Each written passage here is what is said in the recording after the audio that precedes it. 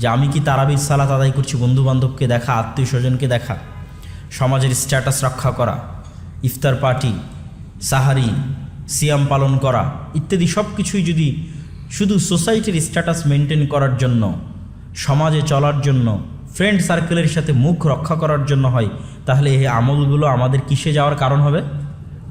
জাহান্নামে যাওয়ার কারণ হবে। অতীতের গুনাহ ক্ষমা হওয়া তো বহুদূরের কথা। 2 নম্বর শর্ত ঈমানের সাথে। ঈমানের সাথে মানে কি?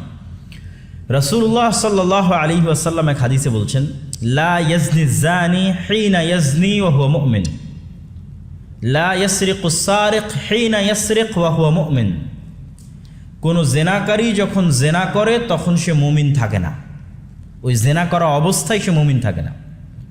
কোনো চোর যখন চুরি করে তখন চুরি করা অবস্থায় সে মুমিন থাকে না।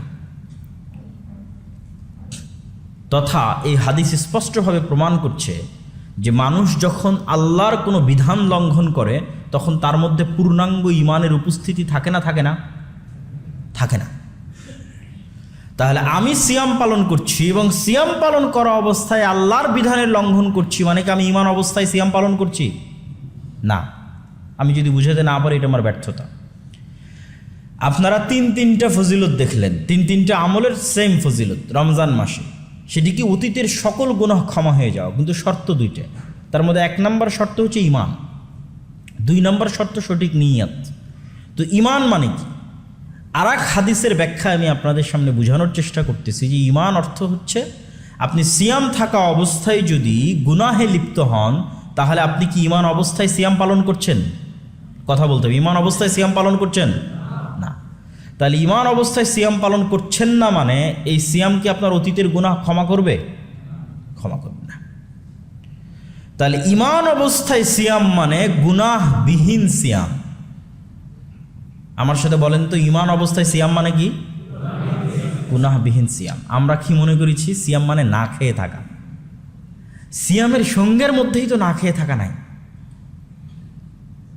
সিয়ামের সঙ্গের মধ্যেই বড় অংশ হচ্ছে মানুষের যে নফস, এই নফসকে কন্ট্রোল করা। নফসকে কন্ট্রোল করতে সহযোগিতা করে না খেয়ে থাকা। কেন সহযোগিতা করে? ইবনুল কাইয়িম রাহিমাহুল্লাহ লিখছেন যে মানুষ যখন ক্ষুধার্ত থাকে তখন মানুষের শরীরের কোষগুলো সংকুচিত হয়ে আসে, আর সংকুচিত কোষের মধ্যে শয়তানের প্রবেশ কঠিন হয়ে যায়। আর মানুষ যখন উদর পূর্তি করে খাদ্য ভক্ষণ করে, পেট পূর্ণ করে খাদ্য ভক্ষণ করে, অত্যধিক খায় এবং অত্যধিক ঘুমায়, তখন ওই শরীরের মধ্যে শয়তানের প্রবেশ সহজলভ্য হয়, সহজ সাধ্য হয় শয়তানের জন্য ওই শরীরের মধ্যে প্রবেশ করা। আর যখন সে ক্ষুধার্ত রাখতেছে নিজেকে তখন শরীরের মধ্যে শয়তানের প্রবেশ কঠিন হয়ে যায়। তাহলে ক্ষুধার্ত থাকার মাধ্যমে মূলত আপনি যেন আপনার নিজের নফসকে কন্ট্রোল করতে পারেন তার একটা মাধ্যম হচ্ছে ক্ষুধার্ত থাকা। কিন্তু আপনি থাকলেন নামকা অস্তে ক্ষুধার্ত আর সকল গুনাহে লিপ্ত হলেন, তাহলে আসল উদ্দেশ্যই তো ব্যাহত হলো। আসল উদ্দেশ্য হচ্ছে নফসকে কন্ট্রোল করা, যাবতীয় অপরাধ থেকে গুনাহ থেকে কি থাকা? মুক্ত থাকা। এটাই সিয়াম, এটাই সিয়াম।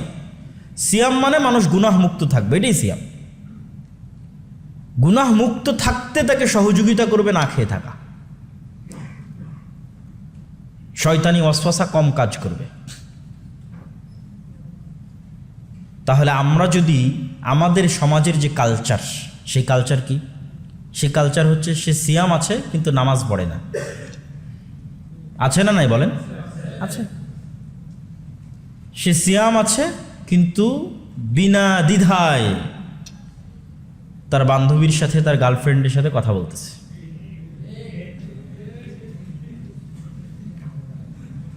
সিয়াম আছে, আবার সেই সিয়ামের ইফতার পার্টি হচ্ছে, সেই ইফতার পার্টি আবার পরিপূর্ণ ফ্রি মিক্সিং। তাহলে প্রত্যেকটা ধাপে ধাপে আপনি ঈমানবিহীন আছেন। আমার কথাটা বুঝেন যে আপনি প্রতিটা ধাপে ধাপে কি অবস্থায় আছেন? ঈমানবিহীন আছেন। তো ঈমানবিহীন অবস্থায় আপনি তাহলে এই সিয়ামের কোনো উপকার পাবেন? কোনো উপকার পাবেন? এটা তো আসলে সিয়াম হচ্ছে না, এটা শুধুই না খেয়ে থাকা হচ্ছে। শুধুই আপনি একটা ফাংশন, অ্যাটেন্ড করছেন, কিন্তু তার পরিপূর্ণ হক আদায় করছেন না, নাম কাওয়াস্তে একটা আনুষ্ঠানিকতা পূর্ণ করছেন মাত্র। সমাজের সবাই করছে, বাপ মা করছে, আপনিও করছেন, কিন্তু প্রকৃত অর্থে আপনি সিয়াম পালন করছেন না। তাহলে সিয়াম পালনের ফজিলতের যে হাদিস, এই হাদিসের মধ্যেই আমাদের জন্য স্পষ্ট দিক নির্দেশনা আছে যে আমাদের কিভাবে সিয়াম পালন করতে হবে।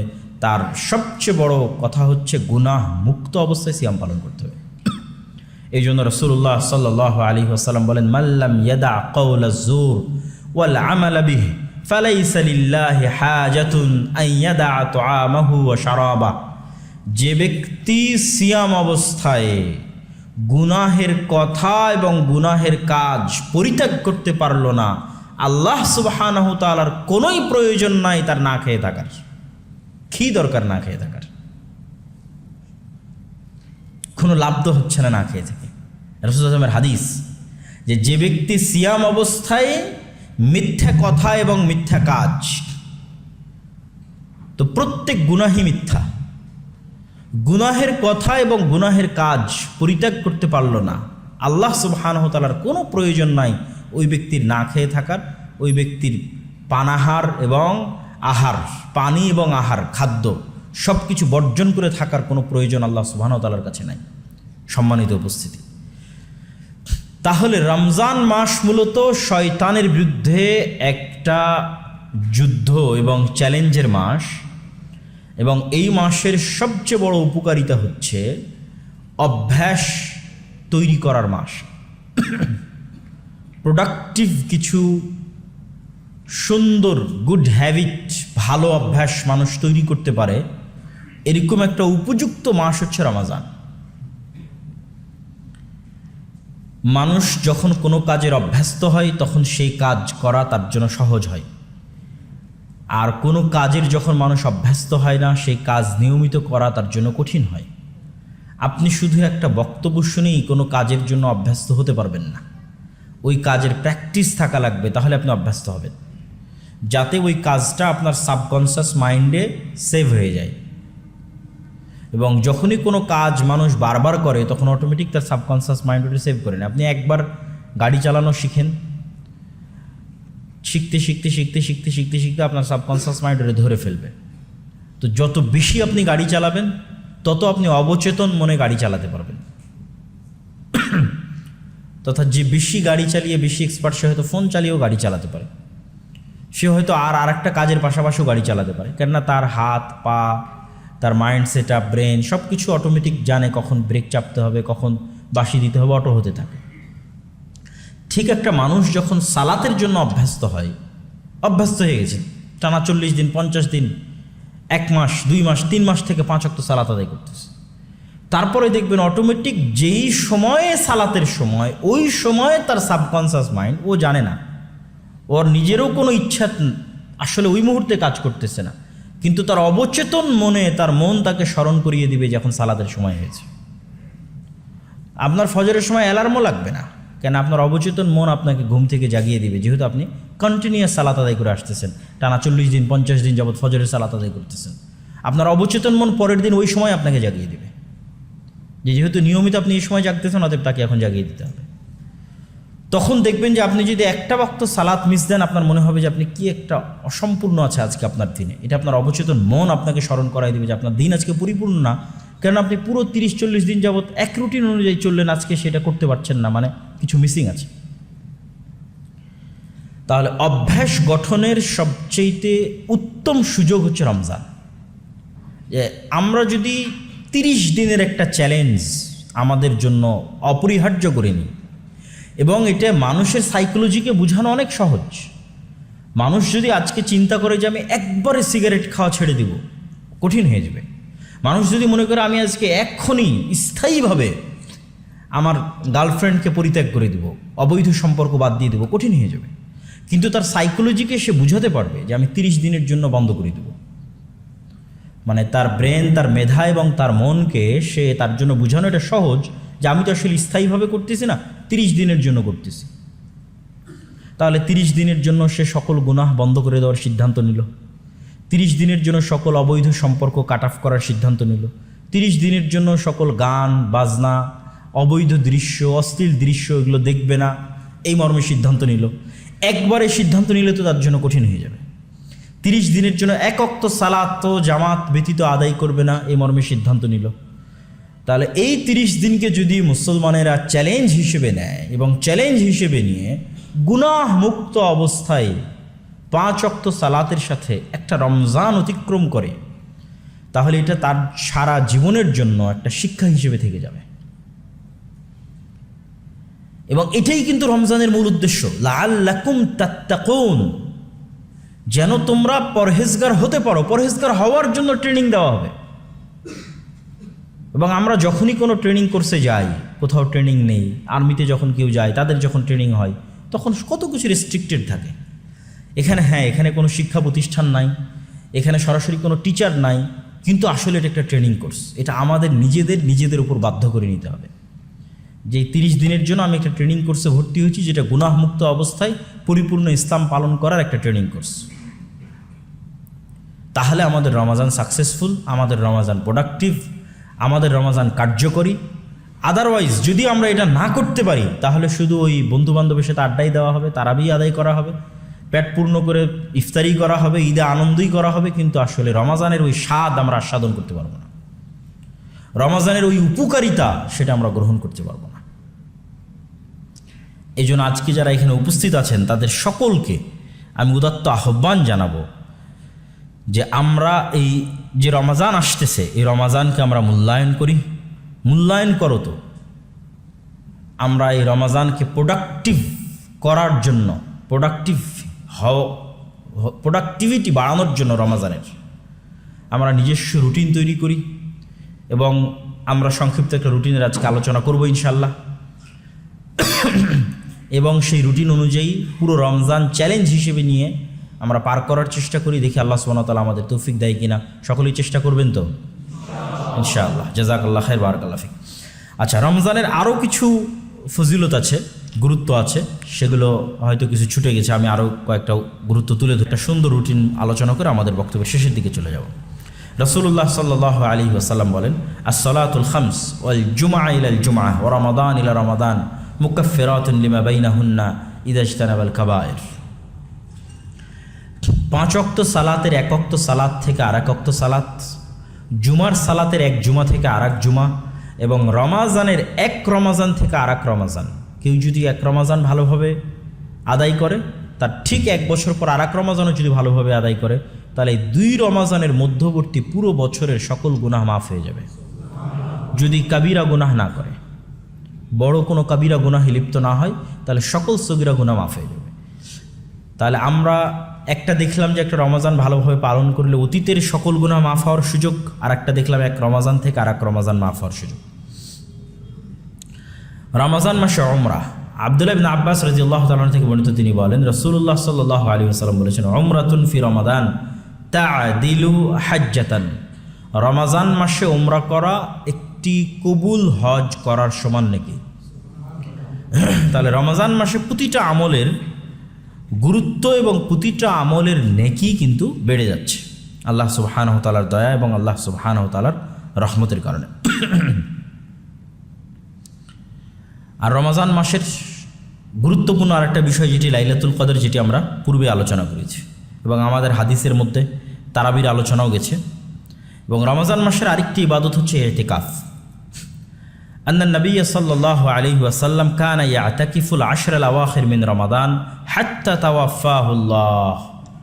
আল্লাহর নবী সমগ্র জীবনে সব সময় রমাজানের শেষ দশকে মসজিদে ইতিকাফ করতেন, এমনকি মৃত্যু পর্যন্ত তিনি তার এই আমল বহাল রেখেছিলেন।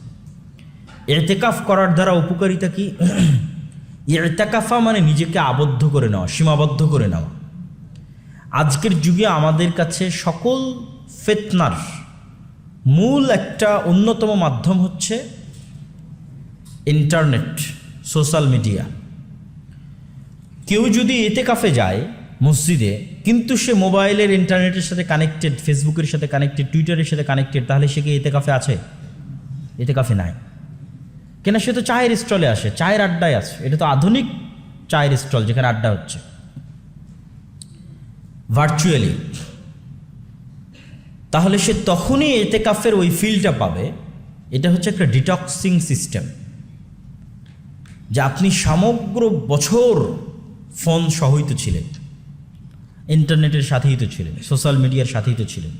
একটু ডিটক্স হন, ফোন থেকে ডিসকানেক্টেড অবস্থায়, দুনিয়া থেকে ডিসকানেক্টেড অবস্থায় 10টা দিন আল্লাহর কোরআন, আল্লাহর নবীর হাদিস, আল্লাহর ইবাদত, রাত্রের ইবাদত, এটি সহ 10টা দিন মসজিদে কাটিয়ে দেখেন।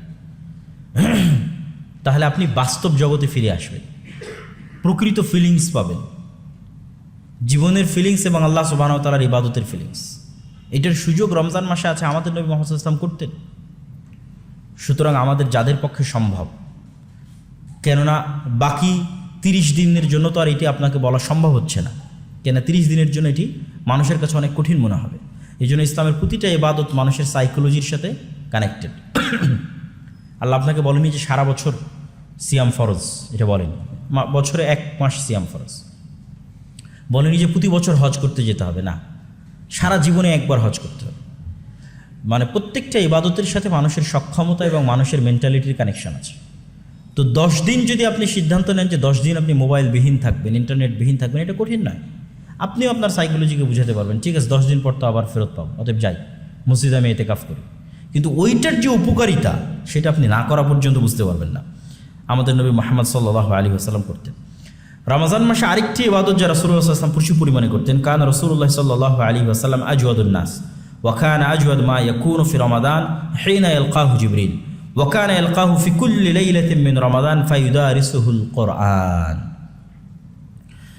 রমজানে রাসূলুল্লাহ সাল্লাল্লাহু আলাইহি ওয়াসাল্লাম, হাদিসের বাক্য শুরু হচ্ছে এভাবে যে আল্লাহর নবী এমনিতেই দানশীল, এমনিতেই শ্রেষ্ঠ দানশীল, কিন্তু উনি আরও বেশি মাত্রাতিরিক্ত দান করতেন কোন মাসে? রমজান। এবং আরেক হাদিসে এসেছে রাসূলুল্লাহ সাল্লাল্লাহু আলাইহি ওয়াসাল্লাম পূর্ব দিকের বাতাসের চাইতেও বেশি দান করতেন রমজান মাসে। পূর্ব দিকের বাতাস প্রকৃতিকে যতটা উপকৃত করে, মানুষকে যতটা উপকৃত করে, রাসূল সাল্লাল্লাহু আলাইহি ওয়াসাল্লামের দান তার চেয়ে বেশি উপকৃত করতে, এত বেশি পরিমাণে তিনি দান করতেন। দান করলে কি হয়? দান করার উপকার কি? এমনিতেই দান একটা ইবাদত আছে, আবার রমজানে সেটিকে বেশি করতে বলা হচ্ছে। দান করলে উপকারটা কি? দান করলে দুটো উপকার। একটা হচ্ছে তাজকিয়াতুন নফস, মানুষের অন্তর পরিষ্কার হয়, অহংকার থেকে পরিষ্কার হয়, আরেকজনের কষ্টে কষ্টিত হয়, আরেকজনের দুঃখে দুঃখিত হয়, মানুষের প্রতি সহমর্মী হয়, গীবত, হিংসা এবং অহংকার কমে যায় মানুষের অন্তর থেকে যখন আরেকজনের দুঃখে এবং কষ্টে সে তাকে দান করে, সহযোগিতা করে। এই ফিলিংসটা যখন তার মধ্যে কাজ করে, আর যখন এই ফিলিংসটা কাজ করে না, তখন তো সে অহংকারী মানুষ, সে তো হিংসুটে মানুষ। সুতরাং তার তো তাজকিয়াতুন নফস হচ্ছে না, তার অন্তর তো বিশুদ্ধ হচ্ছে না, পরিশুদ্ধ হচ্ছে না। তাহলে অন্তর বিশুদ্ধকরণের জন্য এটা খুবই জরুরি যে মানুষের কষ্ট হলেও সে তার পকেট থেকে টাকা বের করবে, এটাই তার অন্তরকে বিশুদ্ধ করবে। এই টাকা কি আল্লাহ সুবহানাহু ওয়া তাআলা নিজে নিয়ে যান নাকি? আমরা যে টাকা দান করি সেটা কি আল্লাহর কাছে পৌঁছে? কথা বলেন না যে আল্লাহর কাছে পৌঁছে? আল্লাহর কাছে তো পৌঁছে না। তাহলে আমরা যে দান করি এটা কারা খায়? আল্লাহর সৃষ্টিজীব খায়, মানুষ খায়, অসহায় মানুষেরা পায়, ইয়েতিমেরা পায়। সুতরাং আল্লাহ সুবহানাহু ওয়া তাআলা যে বারবার দানের কথা বলতেছেন, এতে আল্লাহর কোনো উপকার আছে? আল্লাহর কোনো উপকার নাই। সুতরাং দানের ইবাদতকে নিজের এন্ট্রি হিসেবে গ্রহণ করার কোনো সুযোগ নাই। দান আপনার অন্তরকে নরম করবে, দান তাজকিয়াতুন নফসে সহযোগিতা করবে, অন্তরকে বিশুদ্ধ করতে, অহংকার মুক্ত করতে, হিংসা মুক্ত করতে সহযোগিতা করবে, মানুষের দুঃখ এবং কষ্টে সহমর্মী হতে উৎসাহিত করবে। আর 2 নম্বর কি করবে? দান কিয়ামতের মাঠে মানুষের সবচেয়ে বেশি যে ইবাদতটা কাজে দিবে সেটা হচ্ছে দান। কেন দান সবচেয়ে বেশি কিয়ামতের মাঠে কাজে দিবে? আমরা কোনো ইবাদতই প্রশ্নাতীত বিশুদ্ধ করতে পারি না। মানুষের পক্ষে নির্ভুল কোনো কিছু করা খুবই কঠিন, মানুষ পারে না। আমি গ্যারেন্টি দিয়ে বলতে পারবো না যে আমার 2 রাকাত সালাতও আমি নির্ভুল আদায় করেছি। সালাতের সময় কত গোটা দুনিয়ার চিন্তা মাথায় ঢুকে যায়, কেমনে আমি দাবি করবো সালাত নির্ভুল আমি আদায় করেছি? পুরো রমজান মাস আমি নির্ভুল সিয়াম পালন করেছি, এটা আমি কেমনে বলবো? এরকম যত ইবাদত আছে কোনো ইবাদত কেউ দাবি করতে পারবে না আমি নির্ভুল করেছি। তো একদিকে ইবাদত নির্ভুল করতে পারছি না, অন্যদিকে তো আমার গুনাহ আছেই। কোথায় কত মানুষের গীবত করেছি, কত মানুষের সাথে হিংসা করেছি, কার কোথায় কোন জিনিস নিয়ে নিয়েছি, কাকে দুটো কটু কথা বলেছি, কষ্ট দিয়েছি, অসংখ্য গুনাহ। এই প্রত্যেকটা জিনিসের ব্যাকআপ হিসেবে কাজে দিবে কিয়ামতের মাঠে দান। যখন মানুষ আসবে বলবে সে আমার গীবত করেছে, কোথায় থেকে দিবে? দান থেকে পূরণ করবে। ইবাদত তো সে পরিপূর্ণ করতেই পারেনি, ওখান থেকে আর কি পূর্ণ করবে? ওটা তো পরিপূর্ণ না হওয়ার কারণে আরও গুনাহ হওয়ার কথা, মানে নামাজ পূর্ণ না হওয়ার কারণে তো আরও গুনাহ হওয়ার কথা। সে তো আরও গুনাহ বাড়িয়ে রেখেছে নামাজ আদায় না করার কারণে। তাহলে তাকে সাপোর্ট দিবে কোন ইবাদত? তার এই সকল ল্যাকিংসগুলো, তার ইবাদতের ল্যাকিংস হোক আর গুনাহ হোক, এই সবগুলোর জন্য সাপোর্ট হিসেবে কাজ করবে অতিরিক্ত দান। এই জন্য রাসূলুল্লাহ সাল্লাল্লাহু আলাইহি ওয়াসাল্লাম বলেছেন, তোমরা দান করে জান্নাত কিনে নাও। আল্লাহ বলেছেন যে তোমরা টাকা দিয়ে আল্লাহ সুবহানাহু ওয়া তাআলার কাছ থেকে জান্নাত কিনে নাও। তো রাসূলুল্লাহ সাল্লাল্লাহু আলাইহি ওয়াসাল্লাম রমজান মাসে প্রচুর দান করতেন। আরেকটা কি করতেন, যেটা হাদিসের মধ্যে এসেছে, যে জিবরাইল আলাইহিস সালাতু ওয়াস সালাম তাকে প্রত্যেক রমজানে পবিত্র কোরআন শোনাতেন, শুরু থেকে শেষ পর্যন্ত প্রতি রাতে পবিত্র কোরআনের মুদারাসাহ, পরস্পরকে শোনানো, দার্স। আর আমরা শুরুর থেকেই বলে আসছি যে কোরআনের সাথে রমজানের সম্পর্ক কি? ওতপ্রোত। রমজান শ্রেষ্ঠই তো কোরআনের কারণে। তাহলে যে রমজান অতিবাহিত করলো কোরআন ছাড়া, সেটা আবার রমজান নাকি? যেখানে রমজানের শ্রেষ্ঠত্বের মূল কারণ হচ্ছে এই মাসে কোরআন অবতীর্ণ হয়েছে, তা আমি পুরো রমজান পার করে দিলাম, একদিনও কোরআন হাতে নিয়ে দেখলাম না, এটা কি রমজান হলো আমার? অতএব রমজানের আর এক জরুরি, অতীব জরুরি এবং গুরুত্বপূর্ণ কাজ হচ্ছে কোরআনের সাথে কানেক্টিভিটি। আর এটাই কিন্তু আমাদের হেদায়েতের রাস্তা উন্মুক্ত করে দিবে। আমাদেরকে অল টাইম মোটিভেশন দিবে কে? কোরআন। আপনার জীবনের প্রত্যেকটা চড়াই উতরাইয়ের দিক নির্দেশনা আপনি কোরআন থেকে পাবেন, যদি আপনি নিয়মিত কোরআন পড়েন। কোরআনকে আল্লাহ সুবহানাহু ওয়া তাআলা ওভাবেই সাজিয়েছে, কোনো না কোনো কিছু আপনার সাথে রিলেট করবে, কানেক্ট করবে, ওটা আপনি অটোমেটিক বুঝতে পারবেন। যে মনে হবে এই কথাটা আল্লাহ সুবহানাহু ওয়া তাআলা আমাকে এই সিচুয়েশনে আমাকেই বলতেছে, এটা আমার সিচুয়েশনের সাথে পরিপূর্ণ মিলে গেছে। তো আপনার জীবনের প্রত্যেকটা চড়াই এবং উতরায়ে কোরআন আপনাকে সঠিক পথ প্রদর্শনকারী হিসেবে কাজ করবে। এই জন্য মুসলমান কখনো কোরআন না শিখে মৃত্যুবরণ করতে পারে না। তাহলে সে নিজেকে মুসলমানই দাবি করতে পারে না। যে মুসলমান কোরআন না শিখে, কোরআন না পড়ে দুনিয়া থেকে বিদায় নিয়েছে, সে নিজেকে মুসলমান দাবি করতে পারে না। আপনি কি উত্তর দিবেন যেখানে আপনি সকল কিছু করার সুযোগ পেয়েছেন, কোরআন শেখার সুযোগ পাননি? SSC, HSC, honours, BCS, medical, everything, চাকরি বাকরি, বিয়ে শাদী, খেলাধুলা, অল সব কিছু করেছেন, শুধু কি শিখেননি? কোরআন শিখেননি। আর কি উত্তর দিবেন আপনি? সুতরাং এই রমজান আমাদের আরেকটা মহা সুযোগ নিয়ে আসতেছে, সেটি হচ্ছে কোরআন শিক্ষা। নিজ নিজ মসজিদে কোরআন শিক্ষা আয়োজন করে নিজে কোরআন শিখেন। আয়োজন থাকলে সেখানে যুক্ত হন, আয়োজন না থাকলে নিজে আয়োজন করেন। কিন্তু রমজানে কোরআন শিখতে হবে। আর আলহামদুলিল্লাহ, যারা কোরআন পারেন, মাশাআল্লাহ, আলহামদুলিল্লাহ, আপনি কোরআন পড়ে শেষ করে দিবেন। রমজানের প্রতিদিন কোরআনের জন্য একটা অংশ রাখবেন, যে সময়ই হোক। যদিও আমরা রুটিনে আলোচনা করব, আমাদের একটা পরামর্শ যে কোন সময় ভালো হয়, কিছুক্ষণ পরে। তাহলে কোরআনের জন্য একটা অংশ আমাদের রাখতেই হবে। আর যারা কোরআন বুঝেন, মানে আরবি বুঝে কোরআনের অনুবাদ বুঝতে পারেন, অথবা কোরআনের তাফসির এবং অনুবাদ পড়ার অভ্যাস আছে, তাদের জন্য তো আলহামদুলিল্লাহ আরও সুখবর যে আপনারা অবশ্যই কোরআন বুঝে পড়ার চেষ্টা করবেন। তাহলে আপনি আরও অনেক শিক্ষা আপনার জীবনের জন্য, ভবিষ্যৎ জীবনের জন্য কোরআন থেকে পেয়ে যাবেন। এটি আল্লাহ সুবহানাহু ওয়া তাআলার বাণী। এই কিতাবের গুরুত্ব কত জানেন? রাসূলুল্লাহ সাল্লাল্লাহু আলাইহি ওয়াসাল্লাম বলছেন, ইন্নাল্লাহা ইয়াদাউ বিহাদাল কিতাবে আকওয়ামান। আল্লাহ সুবহানাহু ওয়া তাআলা এই কিতাবের মাধ্যমে আমার উম্মতের একদল অংশকে উন্নতির সর্বোচ্চ শিখরে পৌঁছে দিয়েছেন, আর আমার উম্মতের একদল অংশকে সর্বনিম্ন স্তরে নামিয়ে দিয়েছেন। অনেক ভয়ঙ্কর কথা যে কোরআনের কারণে আবু বকর, ওমর, উসমান, আলী, খালিদ বিন ওয়ালিদ, আমর ইবনুল আস, তারা সমগ্র পৃথিবী, রোমান এম্পায়ার এবং পারস্য এম্পায়ার তাদের পায়ের নিচে মিশে গেছে। আর আজকে ওই কোরআনের কারণেই আমরা মাজলুম, আমরা অপমানিত, আমরা লাঞ্ছিত। পার্থক্য কি? কোরআনের কারণে কেন? তারা কোরআনকে মূল্যায়ন করেছিল এই কারণে, আর আমরা কোরআনকে অবমূল্যায়ন করেছি এই কারণে। এটি রাসূলুল্লাহ সাল্লাল্লাহু আলাইহি ওয়াসাল্লাম বলেছেন যে আমাদের পৃথিবীতে আমাদের ভাগ্যের চাকা নির্ভর করবে কোরআনের মূল্য আমাদের কাছে কেমন তার উপর। কোরআনের মূল্য আমার ব্যক্তি জীবনে কেমন, কোরআনের মূল্য আমার পরিবারে কেমন, কোরআনের মূল্য আমার সমাজে কেমন, কোরআনের মূল্য আমার রাষ্ট্রে কেমন, এটার উপর নির্ভর করবে মুসলিম জাতির সামগ্রিক ভাগ্য, সামগ্রিক ভাগ্যের চাকা। কোরআনের মূল্য যেমন মুসলিম জাতির ভাগ্য তেমন। কোরআনের মূল্য কেমন মুসলমানদের কাছে? মায়ানমারের রোহিঙ্গাদের মূল্য কেমন দেখেন, ইসরায়েলের কাছে ফিলিস্তিনিদের মূল্য কেমন দেখেন, ইন্ডিয়ানদের কাছে বাংলাদেশিদের মূল্য কেমন দেখেন। ঠিক ওই পরিমাণ মূল্য কোরআনের মুসলমানদের কাছে। ওইভাবে ভাগ্যের চাকা ঘুরতেছে। আর ওমর ইবনুল খাত্তাবের মূল্য পারস্য রোমান এম্পায়ারের কাছে কেমন ছিল কল্পনা করেন তো। ওমর ইবনুল খাত্তাবের কাছে কোরআনের মূল্য এরকম ছিল। তো ওমর ইবনুল খাত্তাব এবং তার সঙ্গী সাথী সাহাবায়ে কেরাম কোরআনকে যেমন মূল্য দিয়েছে, পৃথিবীতে তাদের তেমন দাপট প্রতিষ্ঠিত হয়েছে। আর আমরা কোরআনকে যেমন মূল্য দিয়েছি, পৃথিবীতে আমরা সেই অবস্থায় আছি জাতিগতভাবে। এটি রাসূলুল্লাহ সাল্লাল্লাহু আলাইহি ওয়াসাল্লামের হাদিসের আমি আপনাদের সামনে অনুবাদ করতেছি।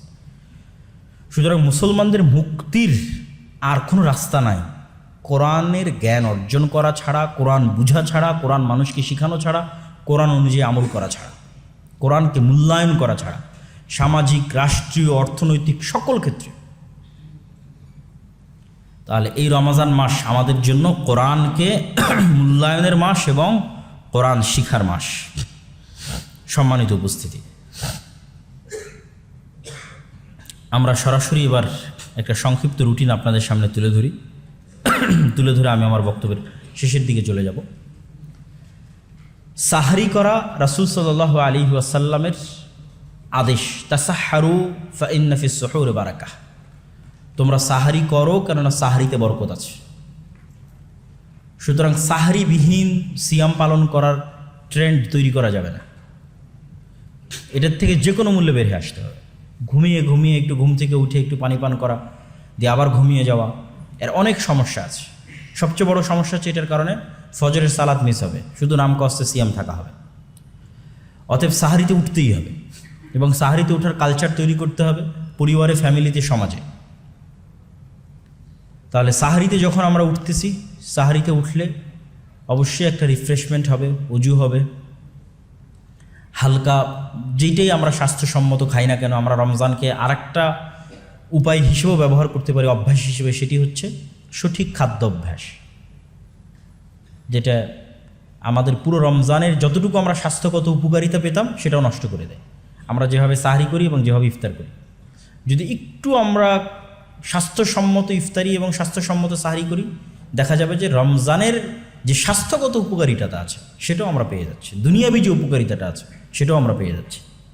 এবং সেটা আপনারা সকল আপনারাই তো ডাক্তার, আর কাদের বোঝাবো, তাই না? তা আপনারা অবশ্যই জানেন যে না খেয়ে থাকার কি উপকারিতা শরীরের জন্য। তাহলে সেটাও আমরা পাবো। সাহরি করার পর আমরা অবশ্যই উজু করে, যেহেতু আমরা সিদ্ধান্ত নিচ্ছি যে 30 দিন আমরা চ্যালেঞ্জ হিসেবে নিব 5 ওয়াক্ত সালাত জামাতে আদায় করার, সেহেতু অবশ্যই আমরা জামাতের সালাতের প্রস্তুতি নিব এবং সালাত জামাতে আদায়ের চেষ্টা করব। আর মসজিদের প্রবেশ করলে অবশ্যই মসজিদের একটা সুন্নাত হচ্ছে মসজিদে 2 রাকাত সালাত আদায় করে বসা। 2 রাকাত সালাত আদায় না করে বসা ঠিক নয়। একটু আগে ভাগে মসজিদে গেলে কি হবে, সালাতের প্রতি মনোযোগ থাকবে। যতক্ষণ সালাতের অপেক্ষায় থাকবেন ততক্ষণ সালাতেরই নেকি পাবেন। রাসূল সাল্লাল্লাহু আলাইহি ওয়াসাল্লামের হাদিস, যতক্ষণ আপনি সালাতের অপেক্ষায় থাকবেন ততক্ষণ সালাতেরই নেকি পাবেন। তাহলে একটু আগে ভাগে যাওয়া উচিত। আগে ভাগে গেলে আপনি সালাতের অপেক্ষায় থাকলেন, সুন্নাত আদায় করলেন, কিছু দোয়া দরুদ, জিকির, আজকার, কোরআন তেলাওয়াত, এগুলোর সুযোগ পেলেন। দেখেন, জিকির, আজকার এবং কোরআন তেলাওয়াত এগুলোর কিন্তু একটা অদৃশ্য পাওয়ারও আছে। অনেক বিজ্ঞানী প্রমাণ করেছে যে মানুষের শব্দের শক্তি আছে, শব্দ ইথারে যে পাওয়ার তৈরি করে এটার প্রভাব আছে। এবং কোরআন এবং হাদিস প্রমাণ করে যে শব্দের প্রভাব আছে। যেমন আল্লাহ নবী বলেছে, আল আইনু হাক্কুন, বদ নজর সত্য। তো বদ নজর কথা দিয়েও হয়। আপনি যখনই কোনো মানুষকে নিরুৎসাহিতমূলক কিছু বলবেন, ওটার অন্তরে প্রভাব করবেই। আবার উৎসাহমূলক কিছু বলবেন, সেটাও আর অন্তরে প্রভাব করবে। আমি জানি না, এরকম এক জায়গায় আমি পড়া দেখেছিলাম, এটা সত্য মিথ্যে বলতে পারবো না, যে একটা পানির গ্লাস বা কাচের মধ্যে পানি রেখে তার গায়ে যদি লাভ লেখা হয় অথবা হেট লেখা হয়, তো এই লাভের প্রভাবটাও ওটা যখন বরফে পরিণত হয় তখন তার উপর পড়ে, এবং হেইটের প্রভাবটাও যখন ওটা বরফে পরিণত হয় তখন সেটা পড়ে। এটা সত্য মিথ্যা জানি না, তবে শব্দের প্রভাব আছে। তো ঠিক আমরা যে জিকির এবং আজকারগুলো করি, এগুলো এই প্রত্যেকটা জিকির এবং আজকারের প্রভাব আছে। এটা আপনাকে মানুষের বদনজর থেকে হেফাজত করবে, জিন এবং শয়তানের আক্রমণ থেকে হেফাজত করবে, জাদু থেকে হেফাজত করবে, যাবতীয় অনিষ্ট থেকে হেফাজত করবে। এই জন্য সকাল সন্ধ্যার যে জিকির আজকারগুলো আছে, এগুলোকে অবশ্যই গুরুত্ব দিতে হবে। যেহেতু পুরো রমজানকে আমরা পরিপূর্ণ ইসলাম অনুযায়ী পালন করার একটা চ্যালেঞ্জ দিচ্ছি, তাহলে সকাল সন্ধ্যার জিকির আমাদের অন্যতম একটি অংশ হবে। তো সেই জিকির করার একটা বড় সময় কি? ফজরের সালাত জামাতে আদায় করার পর থেকে নিয়ে সূর্য ওঠা পর্যন্ত। কেননা আপনারা জানেন যে সূর্য ওঠা পর্যন্ত ঘুমানো রাসূল সাল্লাল্লাহু আলাইহি ওয়াসাল্লামের হাদিস অনুযায়ী উচিত নয়। এই সময়টাতে বরকত অবতীর্ণ হয়, এবং স্বয়ং রাসূলুল্লাহ সাল্লাল্লাহু আলাইহি ওয়াসাল্লাম সূর্য ওঠা পর্যন্ত ফজরের সালাত যে জায়গায় আদায় করতেন, ওখানেই বসে জিকির আজকার এবং তাসবিহ তাহলিল করতে থাকতেন সূর্য ওঠা পর্যন্ত। তাহলে আপনি ঘুমাবেন কখন? সূর্য ওঠার পরে। তাহলে আমাদের রুটিনে সাহরির পরে যে আমরা ঘুমটা দিই, সেই ঘুমটা তাহলে কখন চলে যাচ্ছে বলেন তো? সূর্য ওঠার পরে। সূর্য ওঠার পরপরই আপনি শুয়ে যান, কোনো সমস্যা নেই, কিন্তু সূর্য ওঠা পর্যন্ত ঘুমানোর কোনো সুযোগ নাই।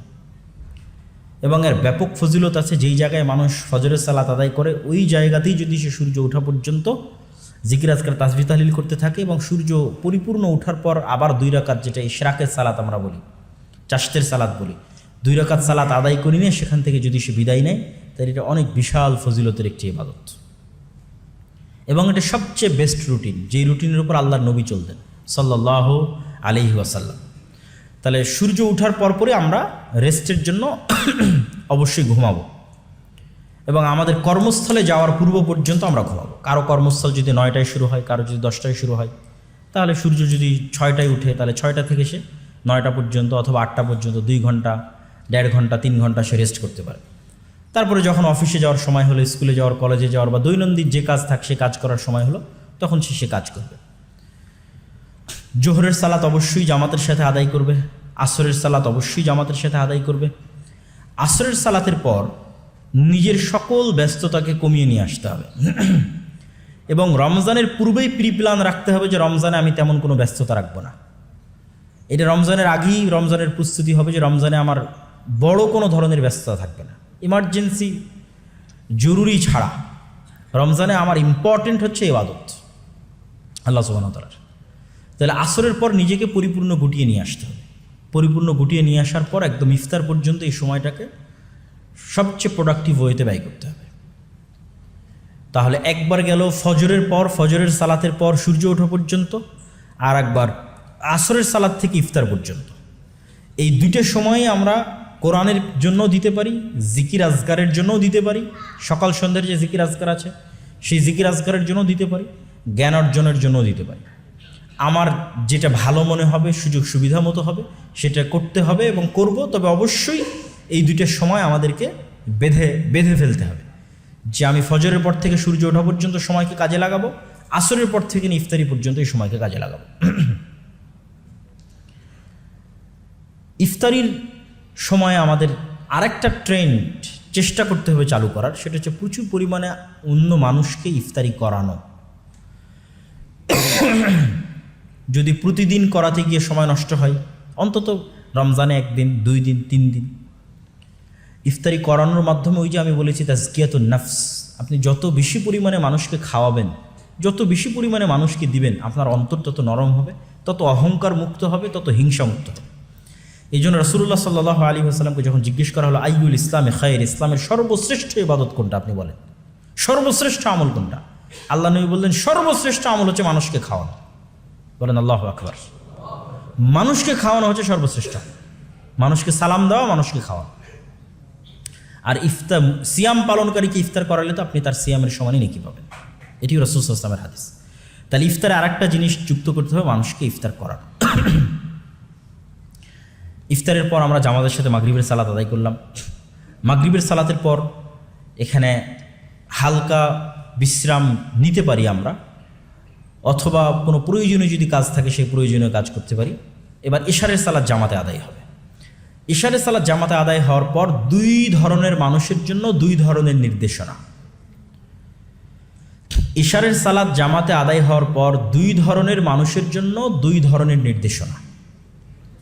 যার কনফিডেন্স নিজের উপর আছে যে সে রাতে উঠে তাহাজ্জুদের সালাত আদায় করতে পারবে, তার জন্য নির্দেশনা হচ্ছে সে জামাতে তারাবির সালাত আদায় না করে এসে ঘুমিয়ে যাবে। যার কনফিডেন্স আছে এবং যার অভ্যাস আছে তাহাজ্জুদের সালাত আদায় করার, সে ইশার সালাত জামাতে আদায় করে এসে ঘুমিয়ে যাবে। ঘুমিয়ে গিয়ে যেহেতু তার কনফিডেন্স আছে এবং তাহাজ্জুদের সালাতের অভ্যাস আছে, সেহেতু সে সাহারির জন্য যে উঠবে ওই উঠাটা আরও 1-2 ঘন্টা আগে উঠবে, 3টার সময় উঠবে, 2:30টার সময় উঠবে। উঠে সে মূলত রাতের সালাত শুরু করবে, কিয়ামুল লাইল, যেটাকে আমরা তারাবি বলছি, যেটাকে আমরা তাহাজ্জুদ বলছি।